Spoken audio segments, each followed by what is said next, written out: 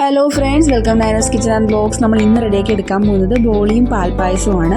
തിരുവനന്തപുരത്തുള്ളവരുടെ ഏറ്റവും സ്പെഷ്യൽ ആയിട്ടുള്ള ഒരു ഐറ്റം ആണെന്ന് വേണമെങ്കിൽ നമുക്ക് പറയാം. നമ്മുടെ തിരുവനന്തപുരത്ത് തന്നെ മഹാബോളി എന്ന് പറയുന്നൊരു കട തന്നെ ഇതിന് വേണ്ടിയിട്ടുണ്ട്. അത്രയും ഫേമസ് ആയിട്ടുള്ളൊരു ഐറ്റം ആണ്. ഇപ്പോൾ ഏകദേശം എല്ലാ സ്ഥലങ്ങളിലും അവൈലബിൾ ആണല്ലേ. അപ്പോൾ എന്തായാലും നമുക്ക് വീഡിയോട്ട് പോയി നോക്കാം.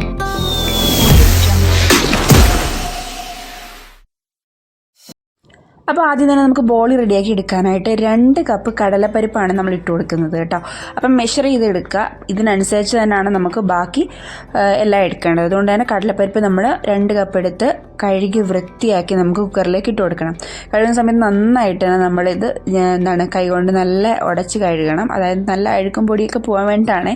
എന്നിട്ട് നമുക്കിതൊന്ന് കുക്കറിലേക്ക് ഇട്ട് ഒന്ന് വേവിച്ചെടുക്കണം കേട്ടോ. അപ്പോൾ കടലപ്പരിപ്പ് ആയതുകൊണ്ട് തന്നെ വേണമെങ്കിൽ നേരത്തെ വെള്ളത്തിൽ ഇട്ട് വെക്കേണ്ട ആവശ്യമൊന്നും ഇല്ല. അങ്ങനെ ഇട്ട് വെക്കുന്നവരും ഉണ്ട്, അതിൻ്റെ ആവശ്യമൊന്നും വരുന്നില്ല.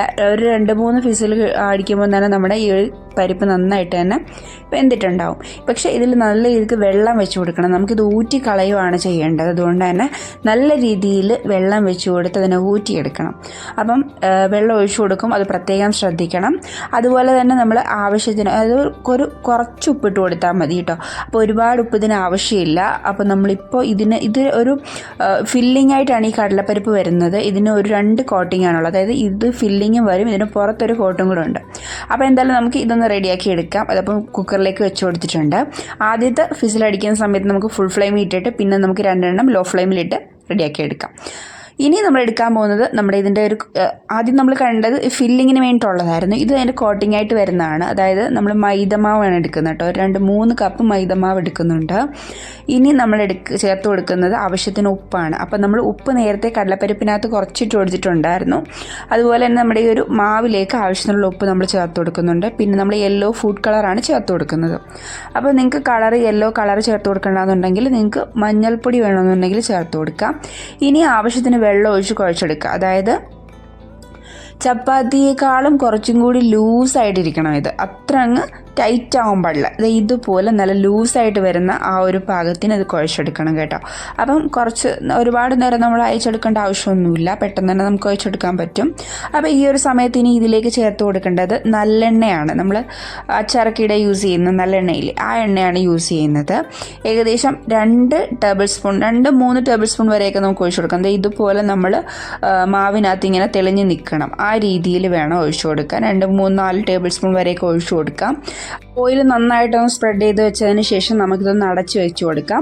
ഒരു 10-15 മിനിറ്റ് വരെ നിങ്ങൾക്ക് വെക്കാൻ പറ്റത്തുള്ളെങ്കിൽ അത് കഴിഞ്ഞ് നിങ്ങൾക്ക് ഇതെടുത്ത് റെഡിയാക്കാം. ഇല്ലെങ്കിൽ ഒരു 1 മണിക്കൂർ വരെയൊക്കെ വെക്കാൻ പറ്റുന്നുണ്ടെങ്കിൽ അത് മാറ്റി വെച്ച് കൊടുക്കാം കേട്ടോ.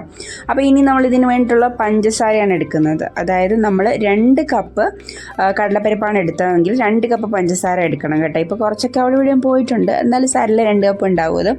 ഇനി നമ്മളൊരു ചെറിയ പീസ് ജാതിക്കയും അതുപോലെ 2-3 ഏലക്കയും കൂടെ ചേർത്തിട്ടാണ് ഈ ഒരു പഞ്ചസാര പൊടിച്ചെടുക്കുന്നത്. എന്നാലേ നമുക്ക് നല്ലൊരു ഫ്ലേവർ ഈ ഒരു ബോളിക്ക് കിട്ടത്തുള്ളൂ. അപ്പോൾ നമ്മുടെ പരിപ്പ് ഇവിടെ വെന്തിട്ടുണ്ട്. അതാണ്ട് ഇതുപോലെ നമ്മൾ ഊറ്റിയെടുത്ത് വെച്ചിട്ടുണ്ട്. ഇതുപോലെ ഉടയ്ക്കുന്ന സമയത്ത് നല്ലതായിട്ട് ഉടഞ്ഞും വരുന്നുണ്ട്. ഒരുപാട് അങ്ങ് വെന്ത് ഒരുമാതിരി ആയി പോവരുത്. ഇനി നമുക്ക് ഇതൊന്ന് അരച്ചെടുക്കണം കേട്ടോ. അപ്പോൾ എന്താണ്ട് ഇതുപോലെ നമ്മളൊന്ന് അരച്ചെടുത്തിട്ടുണ്ട്. നല്ല ഫൈനായിട്ട് തന്നെ അരച്ചെടുത്തിട്ടുണ്ട്. അപ്പോൾ ഇനി നമുക്ക് ബാക്കി ഇതിൻ്റെ പരിപാടീസ് ഉണ്ട്, അതവിടെ നിൽക്കട്ടെ. അപ്പോഴത്തേക്കും നമുക്ക് പായസം കൂടി റെഡിയാക്കണമല്ലോ. അപ്പോൾ നമ്മളിവിടെ പച്ചരിയാണ് യൂസ് ചെയ്തിട്ടുള്ളത്. ഇത് നമുക്ക് ജസ്റ്റ് ഒന്ന് മിക്സിയിലിട്ട് ക്രഷ് ചെയ്തെടുക്കാം. അപ്പം നിങ്ങൾക്ക് പച്ചരിയല്ല, നിങ്ങൾക്ക് പായസം വെക്കുന്ന അരി ഉണ്ട് എന്നുണ്ടെങ്കിൽ ആ അരി യൂസ് ചെയ്യാം. ഞാനിപ്പോൾ പച്ചരി വെച്ചിട്ടാണ് വെക്കാൻ പോകുന്നത്. അപ്പോൾ ഇത് ജസ്റ്റ് മിക്സിയിലിട്ട് ഒന്ന് ക്രഷ് ചെയ്ത് കഴിഞ്ഞാൽ നമ്മൾ അത്രയും വലുതായിട്ട് കിടക്കുന്ന റൈസൊക്കെ ഒന്ന് ചെറിയ ചെറിയ റൈസായിട്ട് മാറും. അതുകൊണ്ടാണ് അങ്ങനെ ചെയ്യുന്നത്. എന്നിട്ട് നന്നായിട്ട് കഴുകി നമുക്ക് കുക്കറിലേക്ക് ഇട്ട് കൊടുക്കാം കേട്ടോ. അപ്പോൾ കുക്കറിലേക്ക് ഇട്ട് കൊടുത്തതിന് ശേഷം അത്യാവശ്യം നല്ല രീതിയിൽ വെള്ളവും കൂടി വെച്ച് കൊടുക്കുക. വെള്ളവും കൂടി വെച്ച് കൊടുത്തിട്ട് നമുക്കിതൊന്ന് അടച്ച് അടുപ്പത്ത് വെച്ച് കൊടുക്കണം. അപ്പോൾ നമ്മുടെ ഇത് റെഡിയാവുന്നതോടൊപ്പം തന്നെ അതും റെഡിയാവും. അപ്പോൾ ഇനി നമുക്ക് ഇതൊന്ന് അടച്ച് വെച്ച് കൊടുക്കാം. പായസത്തിന് റെഡി ആവുന്നതിനോടൊപ്പം നമുക്കിനി ചെയ്യാൻ പോകുന്നത് നമ്മളുടെ ഈ ഒരു ബോളി റെഡിയാക്കി എടുക്കുക എന്നുള്ളതാണ്. അപ്പം നമ്മൾ ഇതൊന്ന് നമ്മുടെ പാനിലേക്ക് തട്ടി കൊടുക്കുന്നുണ്ട് കേട്ടോ. അപ്പോൾ വേണമെന്നുണ്ടെങ്കിൽ നിങ്ങൾക്കിത് എല്ലാം മിക്സ് ചെയ്തതിന് ശേഷം ഒന്ന് അരച്ചെടുക്കാം. അതല്ലെന്നുണ്ടെങ്കിൽ ഇതുപോലെ അരച്ചെടുത്തതിന് ശേഷം ഇതെല്ലാം കൂടി ചേർത്തിട്ട് ഒന്ന് മിക്സ് ചെയ്ത് അത് റെഡിയാക്കി എടുക്കാം. അപ്പോൾ ഇതുപോലെ നമ്മൾ അതിൻ്റെ കൂടെ പൊടിച്ച് വെച്ചിട്ടുള്ള പഞ്ചസാര പൊടിയും കൂടെ ചേർത്ത് കൊടുക്കുകയാണ്. ഈ നന്നായിട്ടൊന്ന് ഇളക്കി കൊടുക്കണം കേട്ടോ. അപ്പോൾ നല്ലപോലെ ഇളക്കി കൊടുക്കുമ്പോൾ ഈ പഞ്ചസാര മെൽറ്റ് ആവുന്നതനുസരിച്ച് ഇത് നന്നായിട്ട് ലൂസായിട്ട് വരും. നല്ല ലൂസായിട്ട് വരും. എന്നിട്ട് അവസാനം ഇത് തിക്കാവും. അപ്പം ഈ ഒരു രീതി ഈ ഒരു കൺസിസ്റ്റൻസിയിലായിരിക്കും നമ്മൾ ആദ്യം ഈ ഒരു പഞ്ചസാര മെൽറ്റ് ആവുന്ന സമയത്താവുന്നത്. ഇനി ഇതിങ്ങനെ കിടന്ന് അതിൻ്റെ കൂടെ നമ്മൾ വേണമെന്നുണ്ടെങ്കിൽ ഫുഡ് കളർ ചേർത്ത് കൊടുക്കുന്നുണ്ട്. നിങ്ങൾക്ക് വേണമെന്നുണ്ടെങ്കിൽ മാത്രം ചേർത്ത് കൊടുത്താൽ മതി, ഓപ്ഷനിലാണ് കേട്ടോ. അപ്പോൾ നല്ലൊരു യെല്ലോ കളർ കിട്ടാൻ വേണ്ടിയിട്ടാണ് ഈ ഒരു ഫുഡ് കളറും കൂടി നമ്മൾ ചേർത്ത് കൊടുക്കുന്നത്. ഇനി അത് നന്നായിട്ട് തന്നെ ഇളക്കി കൊടുക്കണം. ഒരു കാരണവശാലും അത് അടുക്കി പിടിക്കരുത്. അങ്ങനെ പെട്ടെന്ന് അടുക്കി പിടിക്കുകയൊന്നുമില്ല, എന്നാലും നമ്മൾ അടുത്തിരുന്ന് ഇളക്കി കൊടുക്കാൻ വേണ്ടി വിട്ടുപോകരുത്. അപ്പോൾ ഇനി നന്നായിട്ട് ഇളക്കി കൊടുത്തതിന് ശേഷം ഇത് നന്നായിട്ട് തന്നെ കുറുകി വരും. കണ്ടോ, ഇതിങ്ങനെ കുറുകി വരും. കുറച്ച് സമയം എടുക്കും. കുറച്ച് സമയം ഒത്തിരി ടൈമൊന്നും വേണ്ട. ആ ഒരു ടൈം ആകുമ്പോൾ നമുക്ക് ഓഫ് ചെയ്ത് മാറ്റി വെക്കാം. ഇനി നമുക്ക് നമ്മുടെ പായസത്തിന് വേണ്ടി ഏകദേശം 1 ലിറ്റർ പാൽ ഞാൻ എടുക്കുന്നുണ്ട്. നമ്മൾ 1 കപ്പ് അരിയാണ് ഇവിടെ എടുത്തിട്ടുണ്ടായിരുന്നത്. അതിന് വേണ്ടി 1 ലിറ്റർ പാൽ എടുത്തിട്ടുണ്ട്. ഇനി നമ്മൾ ആ വേവിച്ച് വെച്ച റൈസാണ് കേട്ടോ ഇട്ട് കൊടുക്കുന്നത്. അപ്പം നിങ്ങൾ വെക്കുന്ന സമയത്ത് കുറച്ചും കൂടി വെള്ളം കൂട്ടി വെച്ചോളൂ. ഞാൻ വെച്ചപ്പോൾ കറക്റ്റ് പാകത്തിനായിപ്പോയി. അതുകൊണ്ടാണ് ഞാൻ റൈസ് ഇട്ടപ്പോൾ അങ്ങനെ ഇരിക്കുന്നത് കേട്ടോ. അപ്പോൾ അത് നന്നായിട്ടൊന്ന് വെന്ത് വരട്ടെ പാലിനകത്ത് കിടന്നിട്ട്.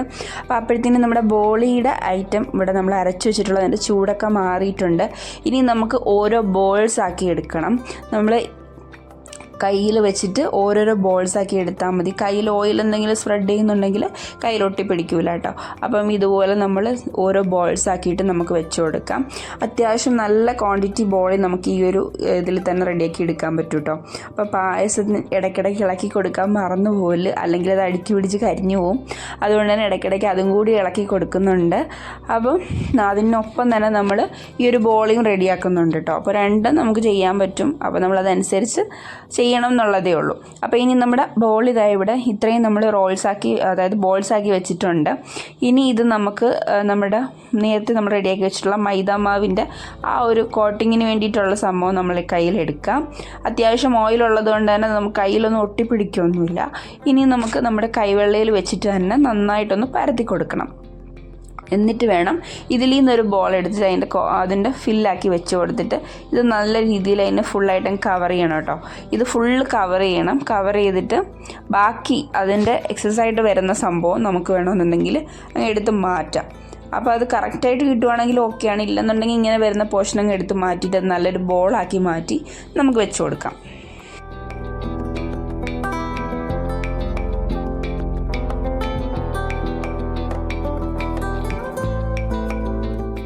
അങ്ങനെ ഓരോരോ ബോൾസിനകത്തും നമുക്കതുപോലെ റെഡിയാക്കി എടുക്കണം. ഇനി നമ്മൾ എടുത്തിരിക്കുന്നത് അരിമാവാണ് കേട്ടോ. അപ്പോൾ ഞാൻ ഈ ഒരു ബോൾ നിങ്ങളെ പരത്തി കാണിച്ചു തരാം. അപ്പോൾ ഈ നമ്മൾ എടുത്ത് വെച്ചിരിക്കുന്ന അരിമാവാണ്. അപ്പോൾ അരിമാവ് തന്നെ എടുക്കാൻ പ്രത്യേകം ശ്രദ്ധിക്കണം. അപ്പോൾ എന്നാൽ നമുക്ക് ആ ഒരു കറക്റ്റായിട്ടുള്ള ആ ഒരു ടെക്സ്ചർ കിട്ടണമെന്നുണ്ടെങ്കിൽ ഈ രീതിയിൽ തന്നെ ചെയ്യണം കേട്ടോ. അപ്പോൾ ഇനി നമുക്കിത് പരത്തി കൊടുക്കാം. അരിപ്പൊടിയും കൂടി ഇട്ടിട്ട് വേണം നമ്മൾ പരത്തി കൊടുക്കാൻ. മാക്സിമം അതിനകത്തുള്ള ആ ഫില്ലിങ് പുറത്ത് വരാൻ നോക്കണം. ചിലപ്പോൾ നമ്മൾ പരത്തുമ്പോൾ ഇതുപോലെ പുറത്തൊക്കെ വരും, എന്നാലും സാരമില്ല. അത് നല്ല രീതിക്ക് തന്നെ പരത്തി കൊടുക്കാം. അപ്പോൾ അതിനിടയ്ക്ക് കൂടെ നമ്മുടെ പായസത്തിൽ പഞ്ചസാര ഇട്ട് കൊടുക്കുകയാണ്, അത് മറന്നു പോകണ്ട. അപ്പം പായസം അടുപ്പത്തിരിക്കുന്ന കാര്യം നമ്മൾ ബോൾ ചെയ്യുന്നതിനിടയിൽ വിട്ടുപോകരുത് കേട്ടോ. ഇനി ഞാൻ പഞ്ചസാരയിൽ കുറച്ച് ഏലക്കയും കൂടെ ചേർത്ത് കൊടുത്തിട്ടുണ്ട്. അതിനൊപ്പം നമ്മൾ നെയ്യിൽ അണ്ടിപ്പരിപ്പും മുന്തിരിങ്ങയും കൂടെ വറുത്ത് കോരിയിട്ട് കൊടുത്തിട്ടുണ്ട്. ഇതെല്ലാം കൂടി സെറ്റാക്കി എടുക്കുന്നുണ്ട്. ഇനി നമുക്കിതിലേക്ക് നെയ്യ് ചേർത്ത് കൊടുക്കാനുണ്ട്. അപ്പോൾ അതും കൂടി ആകുമ്പോഴത്തേനും നമ്മുടെ പായസം ഏകദേശം സെറ്റായി വരും. അപ്പോൾ ഇനി ഇതിലേക്ക് കുറച്ച് ആവശ്യത്തിന് 2-3 ടേബിൾ സ്പൂൺ നിങ്ങളുടെ ഇഷ്ടത്തിനനുസരിച്ച് ചേർത്ത് കൊടുക്കാം. പിന്നെ ഏലക്കയുടെയും ആ ഒരു നെയ്യുടെയൊക്കെ മണം വരുമ്പോഴാണ് നമ്മുടെ പായസം അടിപൊളിയായിട്ട് മാറുന്നതല്ലേ. അപ്പം അതുകൊണ്ട് തന്നെ 2-3 ടേബിൾ സ്പൂൺ നെയ്യ് ഞാൻ ചേർത്ത് കൊടുക്കുന്നുണ്ട്. നിങ്ങളുടെ ഇഷ്ടത്തിനനുസരിച്ച് ചേർത്ത് കൊടുത്ത് ഇളക്കിയെടുക്കാം. ഇപ്പം നമ്മുടെ പായസം ഏകദേശം റെഡി ആയിട്ടുണ്ട്. അപ്പം ഇനി നമുക്ക് ഇതൊന്ന് മാറ്റി വെച്ച് കൊടുക്കാം.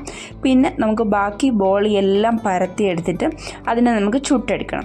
അപ്പം ഇത് ശരിക്കും പറഞ്ഞു കഴിഞ്ഞാൽ നമ്മുടെ ബോളിയുടെ ടെക്സ്ചർ എന്ന് പറയുന്നത് നല്ല നമ്മൾ ചുട്ടെടുക്കുന്ന സമയത്ത് നല്ല പൊടിഞ്ഞു വരുന്ന ഒരു ടെക്സ്ചറാണ്. മനസ്സിലായില്ലേ?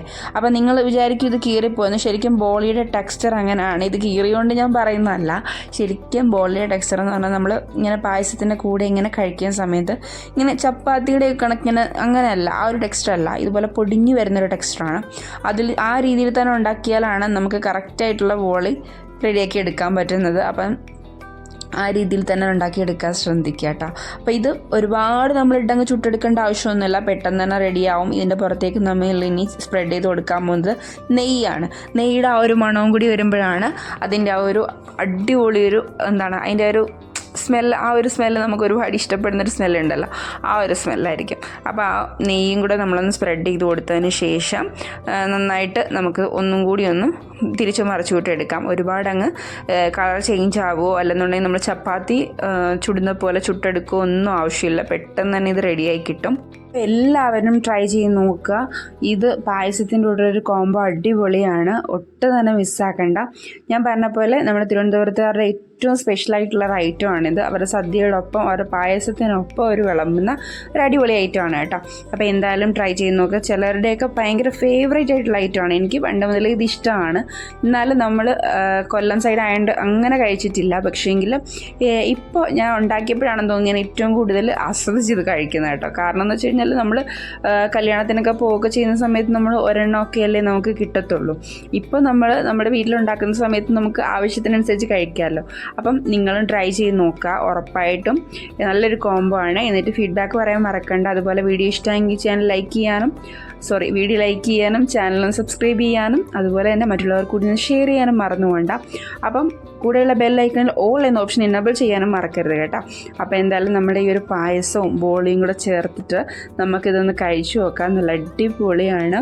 അപ്പോൾ ഇത് രണ്ടും കൂടി ഇങ്ങനെ ചേർത്ത് കഴിക്കുമ്പോൾ ഉണ്ടല്ലോ, സെറ്റാണ് കേട്ടോ. അപ്പോൾ എന്തായാലും നമുക്ക് അടുത്ത വീഡിയോ വരുന്നത് വരെ ബായ്. നിങ്ങളപ്പോൾ എന്തായാലും ചെയ്തു നോക്കണം കേട്ടോ. അപ്പോൾ അടുത്ത വീഡിയോ വരുന്നത് വരെ ബായ്.